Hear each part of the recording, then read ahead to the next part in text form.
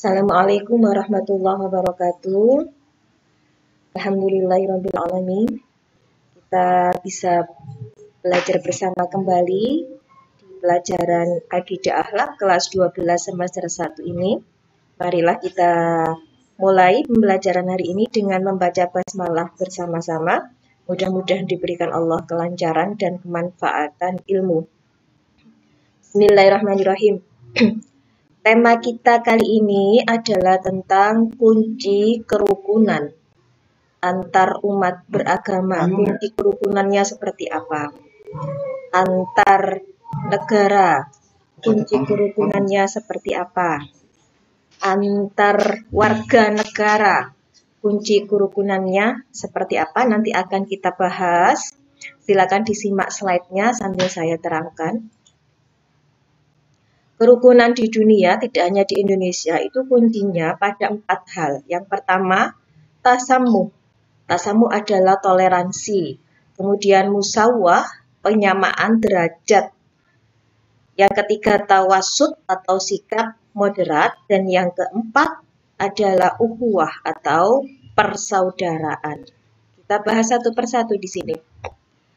Kerukunan yang kita inginkan ini dapat tercipta dengan cara atau dengan prinsip 4 hal ini. Yang pertama adalah tasamuh. Tasamuh adalah sikap tenggang rasa atau toleransi. Itu sikap terpuji dalam pergaulan di mana terdapat rasa saling menghargai antara sesama manusia.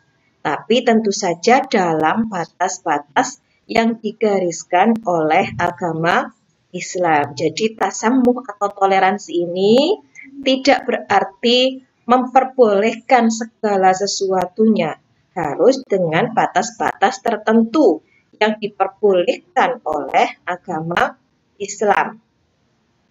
Musawah berarti kesamaan atau ekualitas. Sikap terpuji di mana memandang bahwa manusia semuanya memiliki harkat dan martabat yang sama. Jadi menganggap bahwa semua manusia itu punya harkat atau martabat yang sama, derajat yang sama, tidak memandang rendah seorang manusia pun, sama semua. Kemudian yang ketiga, tawasud atau sikap tengah-tengah. Sikap terpuji di mana menghindarkan perilaku atau pengungkapan yang ekstrim dan memilih sikap dengan berkecenderungan ke arah jalan tengah. Artinya tidak memihak sebelah, tidak memihak kanan, tidak memihak kiri. Mana hal yang baik, mana hal yang paling benar, maka itulah yang harus kita bela. Inilah yang namanya sikap tawasud. Yang keempat adalah ukhuwah, adalah sikap persaudaraan di mana menumbuhkan perasaan kasih sayang, perasaan persaudaraan, perasaan kemuliaan, dan perasaan saling percaya terhadap orang lain. Ukhuwah artinya persaudaraan, merasa semua manusia ini bersaudara. Nah, contoh yang termasuk sikap tasamuh yang pernah dilakukan Rasulullah pada masa dulu, masa Rasulullah masih hidup di sini, dapat dilihat bersama.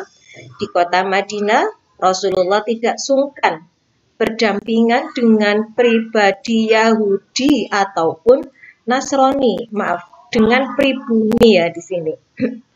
Rasulullah tidak pernah sungkan berdampingan dengan pribumi Yahudi atau Nasrani. Jadi di Madinah mereka berkumpul jadi satu.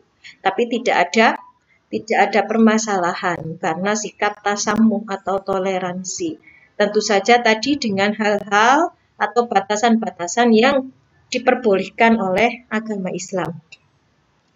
Kemudian ketika menaklukkan Yerusalem, Khalifah Umar tidak merusak tempat-tempat ibadah warga non-muslim dan pemeluknya tetap diberikan kebebasan untuk menjalankan ritual agamanya. Ini padahal kelasnya kelas Khalifah Umar, ya. Tapi ketika beliau menaklukkan Yerusalem, beliau tidak memaksakan rakyat Yerusalem untuk memeluk agama Islam, tapi tetap memberikan kebebasan dan menjalankan ritual keagamaannya dan lain-lainnya, nanti dibaca sendiri. Kemudian yang contoh sikap musawah, Islam datang dengan meningkatkan derajat wanita. Benar kan? Musawah kan artinya persamaan derajat. Ketika masa lampau, wanita dianggap sebagai harta yang dapat diperjualbelikan. Malah malu ketika punya anak perempuan akhirnya dikubur hidup-hidup. Nah, setelah datangnya Islam, wanita malah dikembalikan kepada fitrahnya. Wanita juga berhak untuk hidup dan berjuang seperti yang dia inginkan. Dan lain-lain. Nah, hal-hal yang perlu diperhatikan dalam sikap tawasud. Ingat ya, tawasud tadi adalah sikap tengah-tengah, tidak memihak sebelah, tapi mihak mana yang benar. Yaitu menghindarkan perbuatan dan ungkapan ekstrim dalam menyebarluaskan ajaran Islam. Tidak sampai mengungkapkan kepada non-Islam, misalkan ya, bahwa agama yang paling benar itu adalah agama saya, agamamu salah. Tidak mengungkapkan sesuatu yang bisa membuat ricuh. Tapi kita bisa mengajak mereka untuk memeluk Islam dengan cara-cara yang baik, ya. Nah, kemudian menjauhi perilaku penghakiman terhadap seseorang karena perbedaan pemahaman. Artinya tidak mudah menjudge seseorang, tidak mudah menilai bahwa seseorang itu salah atau benar. Jadi harus kita teliti terlebih dahulu. Kemudian proses terbentuknya ukhuwah atau persaudaraan. Ada 5 hal. Yang pertama yang dilakukan adalah ta'aruf, kita saling mengenal sesama manusia dulu. Sesudah mengenal maka kita akan tafahum, saling memahami. Kemudian ta'awun, saling tolong menolong. Ta'aluf, saling bersatu antar satu muslim dengan muslim lainnya meskipun berbeda negara. Kemudian takaful, saling memberi keamanan, saling menjamin atau saling menjaga meskipun berbeda agama. Misalkan di Indonesia, kita saling menjaga keamanan, kita saling menjamin atau menjaga keamanan, baik Islam maupun non-Islam. Meskipun tetangga kita non-Islam, tapi kita juga berkewajiban untuk saling menjamin keamanan. Nah, ukhuwah ada 4 macam. Yang pertama ukhuwah fil ubudiyah, yaitu persaudaraan, kemakhlukan, dan ketundukan kepada Allah. Karena ubudiyah ini berarti sama-sama ibadah, sama-sama abidnya Allah, sama-sama makhluk ciptaannya Allah.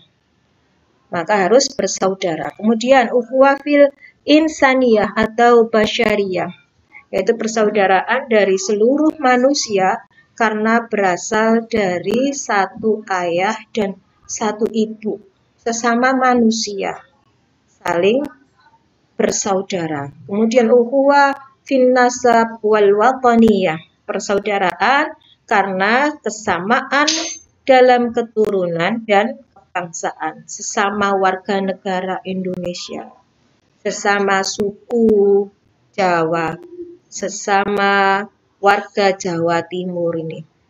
Kemudian ukhuwah fiddin al-islamiyah, persaudaraan yang dijalin karena persamaan agama Islam, sama-sama agama Islam, tidak membedakan aliran atau golongan-golongan, tapi yang dilihat adalah persamaan agama Islam, yakni bertuhankan Allah, bernabikan Muhammad, berkitabkan Al-Quran. Nah, dari penjelasan tadi anak-anak meskipun singkat, ada portofolio yang harus kalian lengkapi di sini. Nanti akan saya buat sebagai penilaian. Silakan ditulis kolom berikut di buku kalian, kemudian kerjakan cara menyikapinya. Jadi yang dikerjakan di sini. Ini kasusnya yang dijumpai. Dikirim nanti ke WA. Soalnya, apa yang akan kalian lakukan apabila mengalami kejadian atau peristiwa di bawah ini dengan mengisi kolom, ya? Yang pertama, peristiwanya begini. Ada perdebatan mengenai pemilihan bupati. Ada yang blok A, ada yang blok B. Nah, mereka berdebat. Maka bagaimana cara kalian menyikapinya? Nanti ditulis di sini. Yang kedua, ada seorang non-muslim ternyata masuk ke masjid. Nah, nanti sampean terangno. Cara menyikapinya seperti apa atau tanggapanmu seperti apa? Kemudian yang ketiga, tawuran pelajar akibat salah seorang temannya dipukul sebelumnya. Jadi ada banyak pelajar tawuran karena ada temannya sebelumnya yang dipukuli, balas dendam ceritanya. Nah, maka cara menyikapi kalian seperti apa? Kemudian yang terakhir, adanya penggabungan acara Maulid Nabi dengan Natal karena bertepatan pada hari yang kebetulan sama. Jadi kebetulan momennya Maulid Nabi dengan Natal itu dirayakan secara bersama-sama. Karena bisa jadi harinya tepat kebetulan sama atau berdekatan sehingga digabung menjadi satu. Nah, bagaimana menurut kalian atau cara menyikapi kalian seperti apa ya? Jangan lupa ditulis. Alhamdulillah, semoga pembelajaran kita meskipun singkat ini bisa bermanfaat untuk anak-anak. Silakan dikerjakan, saya tunggu. Kita akhiri dulu dengan ucapan hamdalah bersama-sama. Alhamdulillahirrabbilalamin. Kurang lebihnya saya mohon maaf yang sebesar-besarnya. Wassalamualaikum warahmatullahi wabarakatuh.